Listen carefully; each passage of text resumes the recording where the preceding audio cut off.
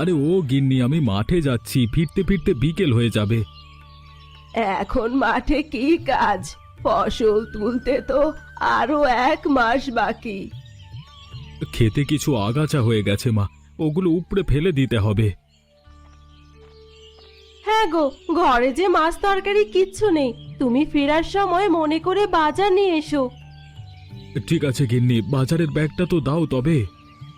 এই নাও ব্যাগ। আর মা, আপনার কি কিছু লাগবে? পান সুপারি আছে? হ্যাঁ বৌমা, সব কিছু আছে, তবে আমার সুতোটা শেষ হয়ে গেছে। আসার পথে ভোলার দোকান থেকে একটু সুতা নিয়ে আসতে পারবি বাবা? ঠিক আছে মা, আনবক্ষণ। আমি আমি আমি তবে এখন যাই। হ্যাঁ, দিনটা কেমন যেন মেঘলা হয়ে আছে, মনে হয় আজ খুব শীত পড়বে। আমার তো মনে হচ্ছে মা বৃষ্টি হবে, দেখুন আকাশে কেমন মেঘ করেছে। এই শীতে বৃষ্টি হবে না বৌমা, ওইটা কুয়াশা। না মা, এই মেঘ কুয়াশা নয়, দেখবেন দুপুর নাগাদ বৃষ্টি হতে পারে। কি জানি বৌমা, দিন দিন যেন আবহাওয়া কেমন হয়ে যাচ্ছে। ছোটবেলায় এই সময় কনকনে শীত থাকতো, আর এখন নাকি বৃষ্টি ঝরবে। এইসব হচ্ছে কলকারখানার ধোঁয়া আর নির্বিচারে গাছ কাটার ফল। যতই দিন যাচ্ছে আশেপাশের পরিবেশ দূষিত হচ্ছে। এমন চলতে থাকলে মহাপ্রলয়ের আর বেশি দেরি হবে না। দেখবে বৌমা, খুব শীঘ্রই পৃথিবী ধ্বংস হয়ে যাবে। মা, ও মা, খিদে পেয়েছে, ভাত দাও তো আমায়। কি রে মেনু, কোথায় গেছিলি সকালে? শালুক কোরাতে মা, হাওড়ে অনেক শালুক হয়েছে। তা শালুক পেয়েছিস তো দিদি ভাই? আমাকে কটা দে তো, আজ শালুক পুড়িয়ে খাবো। হ্যাঁ দিদি ভাই, অনেক পেয়েছি, এই নাও। বাবা, অনেক শালুক এনেছিস, কদিন বেশ খাওয়া যাবে। হ্যাঁ ঠাকুমা, আমরা দুজনে মিলে খাবো। হয়েছে, সে পরে দেখা যাবে খন। এখন ভাত খেয়ে স্কুলে যা, জবা এসে তোকে খুঁজে গেছে।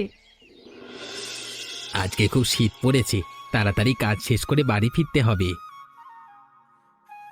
কি হে প্রকাশ, সকাল সকাল মাঠে চলে এসেছো দেখছি। তা ফসল কেমন হয়েছে এবার? ফসল তো ভালোই হয়েছে, কিন্তু আগাছা হয়েছে বেশি। সে আর বলো না, আমার পুরো ক্ষেতে আগাছায় ভরে গেছে। তা আবহাওয়াটা দেখছো আজকের? সকাল থেকে সূর্যের দেখা নেই। তা তো দেখছি, বৃষ্টি বাদলা হবে নাকি? বৃষ্টি হলে তো সর্বনাশ হবে দাদা, পাকা ধান সব মাটিতে লুটিয়ে পড়বে। তাই তো দেখছি রে, এবার যদি ফসল নষ্ট হয় তাহলে পথে বসতে হবে। পরপর 2বার ফসল নষ্ট করে এবারের ধান বুনলাম, এখন যদি আবার বৃষ্টি ধরে তাহলে সংসার চলবে না। তুই তো তাও নিজের টাকায় চাষবাস করেছিস, আমার হাতে এত টাকা ছিল না, তাই মহাজনের কাছ থেকে সুদে এনেছি। এখন যদি ফসল না ফলে তাহলে তার টাকা পরিশোধ করব কিভাবে? আমাদের কৃষকদের হয়েছে যত যন্ত্রণা, আর মহাজনেরা বসে বসে টাকা লগ্নি করে, আর আমরা সবাই খেটে মরি। সে দুঃখ কি আজকের? আমাদের বাপ দাদার থেকে এভাবেই খেটে আসছে। যাগ্গে সেসব কথা, তুই কাজ কর এক, আমি গিয়ে দেখি ফসলের কি অবস্থা।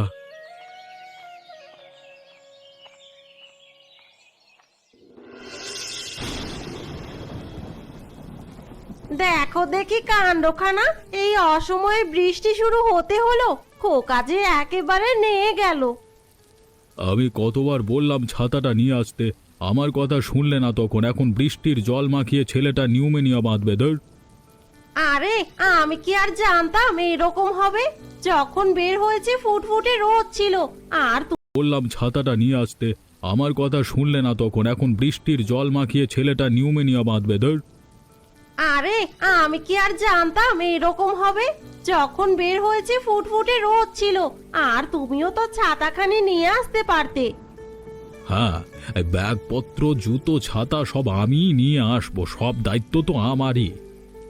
দেখছো ভিজে যাচ্ছি, এখন দাঁড়িয়ে থেকে কথা না শুনিয়ে একটা আশ্রয় খোঁজো।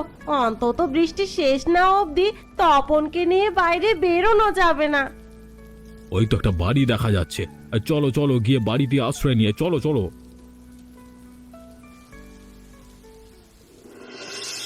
বৌমা, ও বৌমা, মিনবতী কি স্কুলে চলে গেছে? হ্যাঁ মা, ও তো সেই কখন বের হলো। তা কিছু লাগবে আপনার? ও আচ্ছা, তুমি একটু এইদিকে আসো তো মা, একটু দরকার আছে। কি হয়েছে মা? সূচে একটু সুতাটা পরিয়ে দাও তো মা, আজকাল চোখে ভালো দেখি না। আপনাকে কতবার বললাম একটা চশমা নিতে, আমার কথা শুনলেন না। এইভাবে সেলাই করতে করতে একদিন চোখ হারাবেন। চশমা নিব কি করে বৌমা? বৈদ্য কবিরাজের কাছে গেলে যে অনেক টাকা লাগে। বিমলের অবস্থা তো দেখছো, ওর হাতে কোনো মাসে বাড়তি টাকা থাকে না। ওর অবস্থা সবসময় এইরকমই যাবে, সেই জন্য আপনি কষ্ট পাবেন কেন? আমি বলে দিব, এবার ফসল তুলেই আপনাকে ডাক্তারের কাছে নিয়ে যাবে। দেখো দেখি বৌমা, এখন দেখছি বৃষ্টি শুরু হয়েছে। এটা কি বৃষ্টির সময়? শীতের আগে বৃষ্টি? আগে কখনো এমন দেখিনি মা। এবারের ফসলটা বোধহয় নষ্ট হবে। ছেলেটা এত কষ্ট করে চাষবাস করলো, তাও যদি নষ্ট হয়ে যায়, কপালে যে এ বছর কি আছে প্রভুই জানে। বাড়িতে কেউ আছেন? কেউ কি আছেন বাড়িতে? কে আপনারা? কাকে চাইছেন? আমরা ভিনদেশি পথিক, হঠাৎ বৃষ্টিতে আটকে গেছি, দয়া করে আমাকে একটু আশ্রয় দিন তো। হ্যাঁ দিদি, আমার ছেলেটা একেবারে চুপসে গেছে। যদি একটু বসার জায়গা দিতেন তবে খুব উপকার হতো। হ্যাঁ হ্যাঁ নিশ্চয়ই, আপনারা ভিতরে আসুন। বাইরে দাঁড়িয়ে থাকলে ও ঠান্ডা লেগে যাবে। এসো মা এসো, বাচ্চাকে নিয়ে গিয়ে রান্নাঘরে বসো। আজকাল যা ঠান্ডা পড়েছে, নিউমোনিয়া না হলেই হয়। আপনাদের কি বলে যে ধন্যবাদ দেব, আজকে আমাদের বড় বাঁচালেন। তারপর বউ, তোমার বাপের দেশ কোথায়? আমার বাপের বাড়ি ভানুগাছি দিদি, আর বিয়ে হয়েছে শহরে। অনেকদিন ধরেই বাবার বাড়িতে যেতে পারিনি। এবার শীতে ভাবলাম কটা দিন বাবা মায়ের সাথে থেকে আসি। বিয়ের পর তো আর যাইনি। নতুন বিয়ে হয়েছে বুঝি? হ্যাঁ দিদি, বছর 2 হলো। তা ছেলের নাম কি? ভারী সুন্দর হয়েছে দেখতে। খোকার নাম তপন, ওর ঠাকুমা আদর করে তপু ডাকে। ও দিদি, দেখুন তো ওর শরীরটা কেমন গরম হয়ে আছে। হ্যাঁ বউ, শরীরটা একটু গরম লাগছে। তুমি একটা কাজ করো, ওকে বিছানায় শুইয়ে দাও। আমি গরম কম্বল কাঁথা দিচ্ছি। ঠিক আছে দিদি, যাচ্ছি।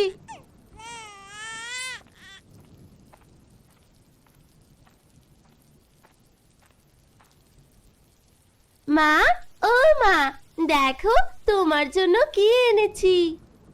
কি রে, কি এনেছিস আবার? তোমার জন্য চিংড়ি মাছ এনেছি মা। কত বড় বড় চিংড়ি দেখো। সে কি রে, তুই এত বড় চিংড়ি পেলি কোথায়? স্কুল থেকে আসার পথে দেখলাম ঘোষদের খেতে চিংড়ি মাছ হুটোপুটি করছে, সেখান থেকে হাত দিয়ে এগুলো ধরে আনলাম। বেশ করেছিস মা, আজকে তাহলে নারকেল দিয়ে চিংড়ি রাঁধবো। এবার যা, জামাটা পাল্টে আয়, আজকে অনেক কাজ হাতে। ঘরে অতিথি দেখলাম, কোথা থেকে এসেছে মা? ওরা পথিক, বৃষ্টিতে আটকা পড়ে গেছে। ছোট একটা বাচ্চাও আছে সাথে। তাই নাকি? কই দেখে আসি তো। তোর ঘরেই আছে বউটা, গিয়ে ওকে কয়টা কাঁথা কম্বল বের করে দে তো। ছেলেটার মনে হয় জ্বর এসেছে। ঠিক আছে মা, আমি এক্ষুনি যাচ্ছি।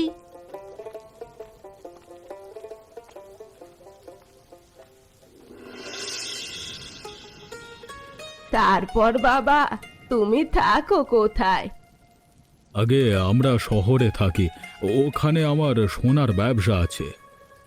ও, তুমি স্বর্ণকার, সোনা দিয়ে গয়না বানাও? ঠিক তাই বলতে পারেন। আমার দাদা ঠাকুরদা স্বর্ণকার ছিলেন। বাবা তাদের ব্যবসা বড় করে নিজে কারিগর রেখে দোকান দেয়, আমি সে ব্যবসাই করছি। ও, বুঝেছি বুঝেছি। ও মিনবতী, কোথায় যাচ্ছিস? আমার ঘরে ঠাকুমা। আমার নাড়ুর পাত্রগুলো এনে দে তো, অতিথিদের এখনো কিছু দেওয়া হয়নি। না না, তার আর কি দরকার, আমরা কিচ্ছু খাবো না। তা কি হয় বাবা, গরিবের বাড়িতে এসেছো, কিছু না খেয়ে তো যেতে দিব না। তাছাড়া বৃষ্টি এক্ষুনি থামবে না, যতক্ষণ আছো খালি মুখে বসে না থেকে কিছু খাও। যা তো দাদু ভাই, গিয়ে তাড়াতাড়ি নিয়ে আয়। যাচ্ছি ঠাকুমা। গিন্নি, আরে ও গিন্নি, একটা শুকনো কাপড় দাও তো, ভিজে একেবারে নিয়ে গেছি। ও বিমল, তুই এসেছিস? আমি যে তোর চিন্তায় অস্থির হয়ে আছি। ওই দেখ, গামছা ঝোলানো আছে, মাথাটা ভালো করে মুছে নে। আর বলো না মা, সব ফসল নষ্ট হয়ে গেছে, আর রক্ষে করতে পারলুম না ধানগুলোকে। সে কি কথা, ধান নষ্ট হলে যে বিরাট লোকসান হয়ে যাবে। লোকসানের কি বলবো মশাই, গত দুটো ফসলই মাঠে মারা পড়েছে, এটাই শেষ ভরসা ছিল, এখন দেখছি পথে বসতে হবে। এত চিন্তা করিস না বাছা, কষ্ট তো আর কম করিসনি। এখন সব উপরওয়ালার হাতে ছেড়ে দে। কথায় আছে, মুখ দিয়েছেন যিনি, আহারও দিবেন তিনি। তাই করতে হবে মা, এছাড়া আর কোনো উপায় দেখছি না। তা উনি কে, ওনাকে তো চিনতে পারিনি। আগে আমি শহরের লোক, এ পথ দিয়ে স্ত্রী পুত্র নিয়ে শ্বশুর বাড়ি যাচ্ছিলাম, পথে বৃষ্টি হয়, আপনাদের বাড়িতে আশ্রয় নিয়েছি। ভালো কাজ করেছেন মশাই, বৃষ্টির জল খুব ঠান্ডা, এই বৃষ্টিতে বাচ্চা কাচ্চা নিয়ে না ভেজাই ভালো। শীতের প্রথমে বৃষ্টির জল, ঠান্ডা তো হবেই। তা মা, রান্না বান্না কিছু হলো? অতিথিদের দুপুরে খাওয়ার সময় তো হয়ে এসেছে। বৌমা রাধা চড়িয়েছে, এতক্ষণে বোধহয় সব হয়ে গেছে। বেশ বেশ বেশ, ভালো হয়েছে, আমারও খুব খিদে পেয়েছে। আপনাদের জন্য তেমন কিছু করতে পারলাম না, বৃষ্টি বাদলের জন্য আজ হাটেও যাওয়া হয়নি। যা আছে তাই দিয়ে কষ্ট করে খেয়ে নিন। এ কথা বলে লজ্জা দেবেন না, এই অবস্থায় আমাদের জন্য যা করেছেন সেই ঋণ আমরা শোধ করতে পারবো না। তা বউটা কোথায়, ও খাবে না? তপনের জ্বর বেড়েছে, বলল এখন আর কিচ্ছু খাবে না। আহারে, বৃষ্টিতে ভিজে ছেলেটার জ্বর হয়ে গেল, আমি একটু দেখে আসি গিয়ে। তুমি খাওয়া দাওয়া শেষ করো বৌমা, আমি গিয়ে দেখছি কি হয়েছে। ছেলেটার জ্বর হয়ে আমায় চিন্তায় ফেলে দিল, এই পাড়াগায় কোথায় যাব এখন?